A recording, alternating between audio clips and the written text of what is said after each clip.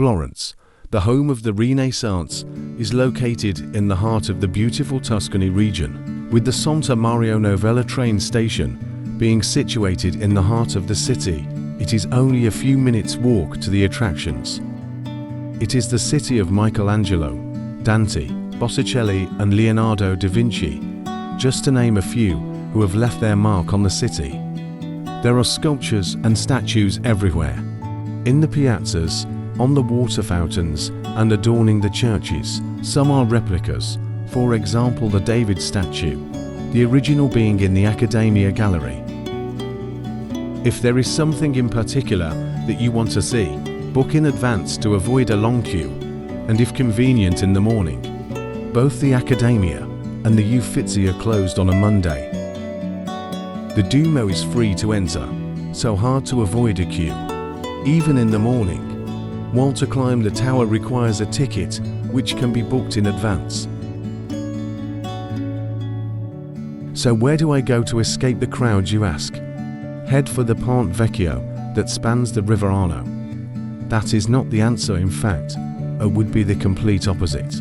Built in 1350, the Ponte Vecchio was the only bridge that spans the Arno River to survive the German army retreat in the Second World War. Once across the Ponte Vecchio, and windows shopped at the goldsmiths that have lined it since the middle of the 16th century, you enter the Oltrarno district, which houses the Pitti Palace, once the home of the extremely rich Medici family, whose legacy was to make Florence the birthplace of Renaissance. It is quieter here and full of charm. You feel as though you are rubbing shoulders with the locals. A ticket to the Pitti Palace also includes entry to the marvelous Boboli Gardens and the Giardino Bardini, which have great views over the city. When looking for somewhere to eat, choose a place that takes an afternoon nap between 3 and 7. As a rule, they will offer great tasting dishes at a reasonable price. On a recommendation, we dined at the Trattoria Zaza. We had a 3-course meal with a bottle of wine for under €60.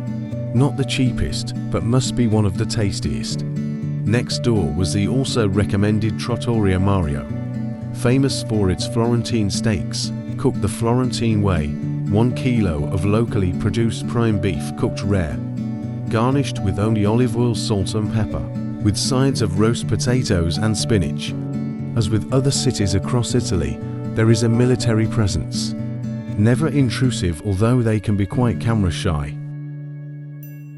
After a visit to the Accademia Gallery, take time out to enjoy the serenity of the nearby Basilica della Santissima, an art-filled church known for its frescoes.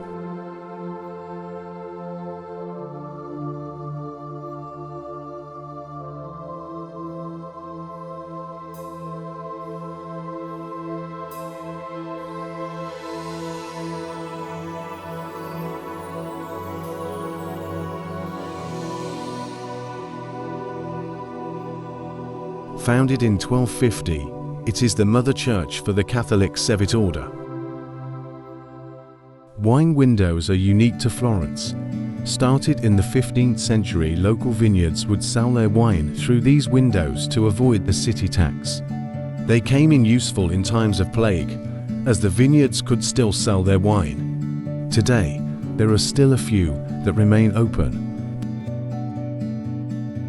Florence of the past has had a big influence on how we live today, paving the path that led us from the Middle Ages to the modern world, launching an era of learning, creativity and exploration. A historian has observed that the faces of many of the statues resemble members of the Medici family. Art scholars, history buffs, foodies and everyone who likes to have a great time put Florence high up on your travel list.